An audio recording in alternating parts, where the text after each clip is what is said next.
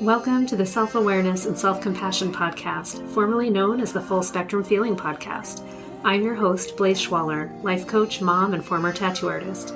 I help people heal their past, speak their truth, and love the lives that they're living now. Join me here every week for conversations on how to live an imperfect but fully engaged life that embraces all the feels so that you can stretch into your best life while enjoying the you that's here right now.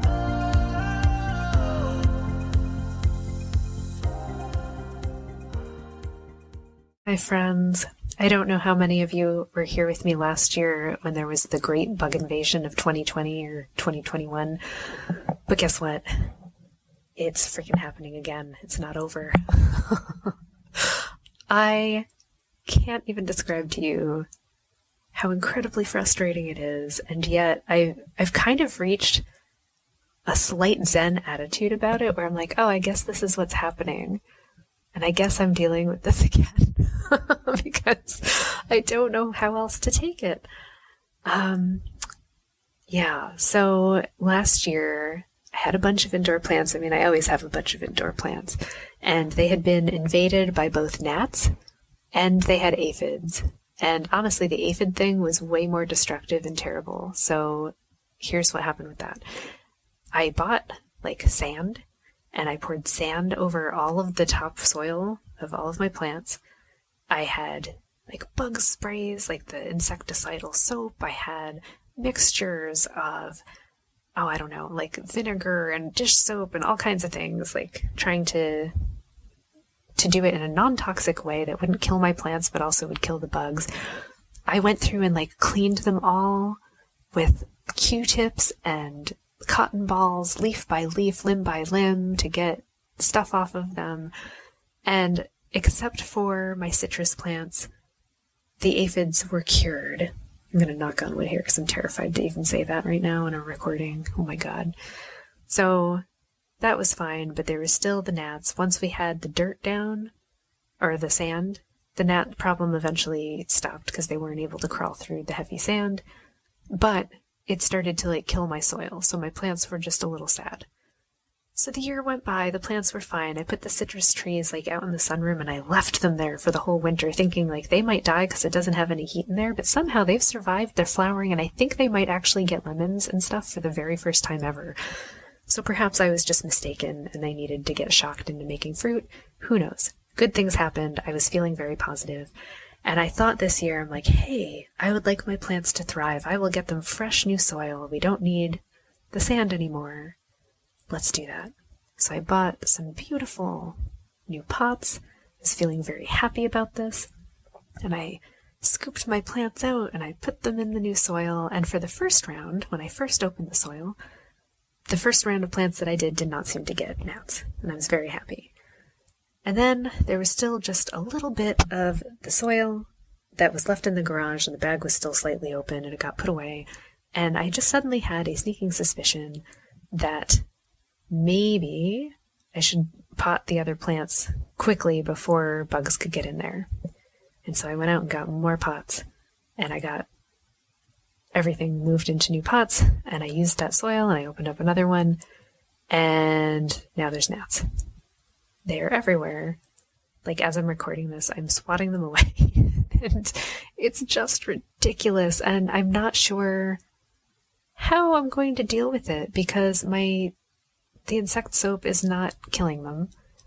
And I've got little tubs that I've made of vinegar and dish soap hoping that they'll just go swimming and die. They're not doing it.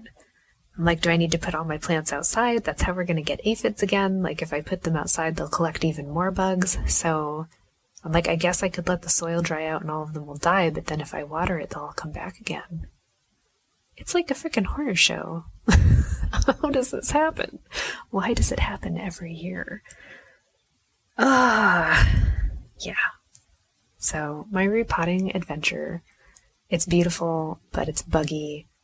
I'm now afraid that I'm going to go to sleep and accidentally snort a stupid bug. I don't like it. It's very distracting when I'm trying to work and I'm can people see that there's a bug flying around me? Am I Pigpen? Or something. If I swatted it, is it really distracting while I'm on a call? This is terrible. And yet, I'm not going to give up my plants. I love them too much. So I've got to figure something out. So my husband is kind, and he has ordered a new kind of bug spray thing that supposedly is okay for pets, people, and the plants. Should kill the insects. Honestly, whenever I hear those claims, I'm like, that sounds too good to be true. I'm pretty sure it's not going to work. So I'm trying to hold out hope. I'm not feeling hopeful. Yeah, I'm not feeling hopeful. I feel like this is a metaphor for like life right now. This is what happens is something happens, you find a way to cope with it, and it fixes the problem, but it creates another problem. You go to fix it the only way you know how, and it recreates the initial goddamn problem. Why? And it's also, I don't know, like I wouldn't obviously have this problem if I had no real plants in my house. If I just got like plasticky fake plants, then they wouldn't have real soil and I wouldn't have bug problems. And part of me is like, should I be celebrating the circle of life?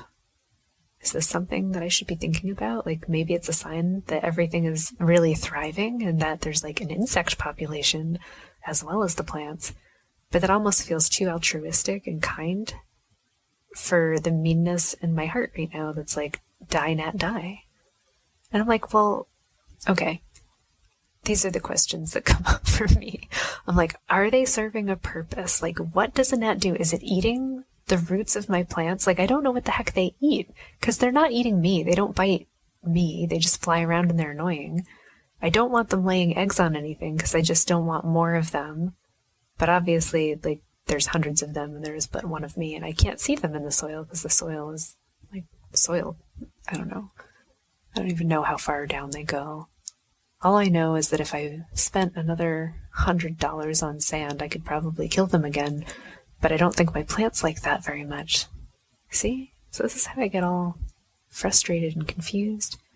I don't know what to do. And also, why is this a big problem in my life? Honestly, it's not a huge problem. If this is my biggest problem, then congratulations, please. You've had like the best damn year ever.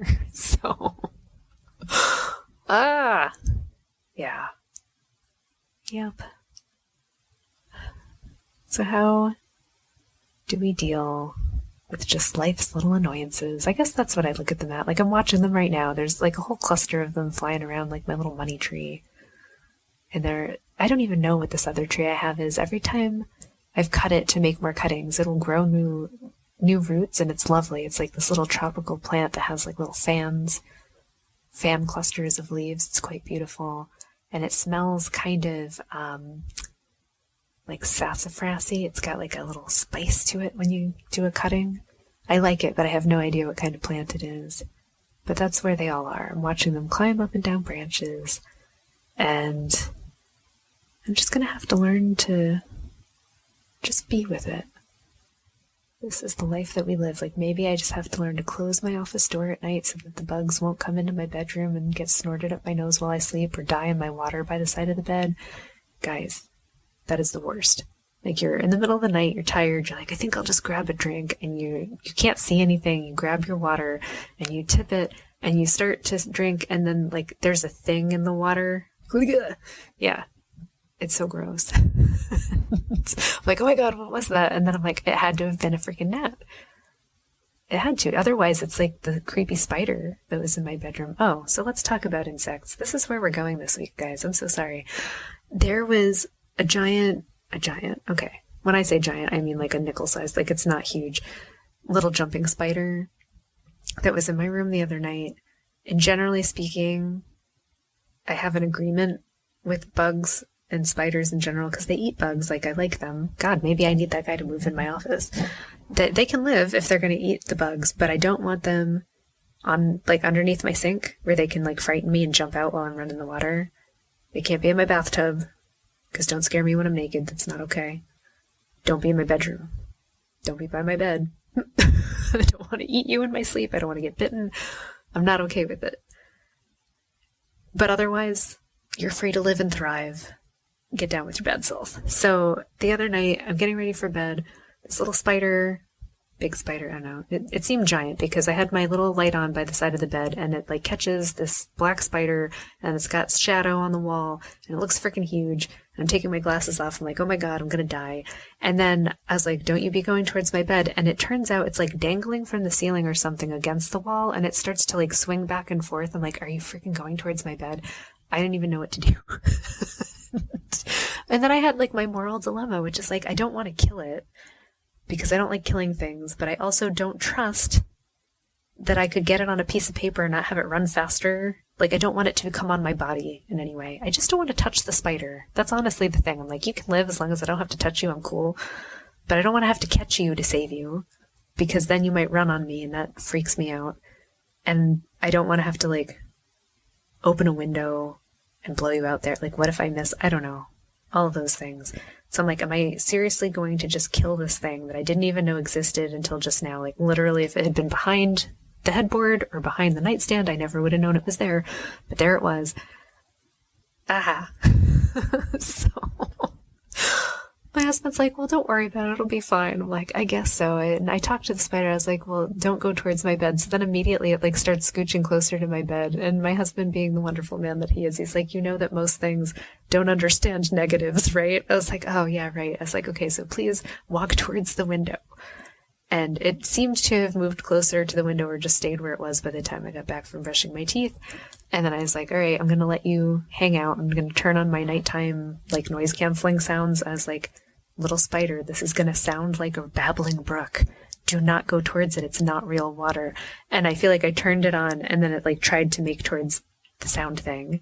And that freaked me out. I don't know. Somehow I just decided to read my book and let the thing live. And I looked for it and then it was gone. Like in the 5 to 10 minutes that I read my book, it disappeared. And I managed to go to sleep. And I don't think it like got in the bed or anything. I didn't wake up. I didn't have nightmares. It didn't bite me, but I haven't been able to find it since. So maybe it still is up here. Maybe it can move in and solve this bug problem. And maybe that's why I'm going to look on the bright side, be like, that's why I decided not to kill it, is because it had a very important job coming up and I didn't even know about it yet. Maybe that's what's going on. But oh my God. I am always worried too, like, what if there's a spider in my house and it has like 1,000 spider babies? I guess that's like my biggest fear. Like, insects multiply like crazy, and I do not want any spider babies in my house. 1 or 2 spiders is plenty. I definitely don't want 5,000 gnats though, so I guess I need more spiders. Dang. Well, guys, thanks for hanging with my anxiety this week about bugs. I know that, we'll figure it out somehow. Somehow we'll get this gone. Somehow the plants will survive and everyone will be okay. I hope that you are not dealing with similar issues, but if you are, know that I feel you deeply. It's just what we have to deal with. This is how it is. When you take care of things, crazy stuff happens. All right. I wish you a fabulous week. I look forward to seeing you next time and sending you all the good vibes until then. Thanks so much for joining me. If you enjoyed this podcast, please subscribe and share it with someone you love, and leave us a review.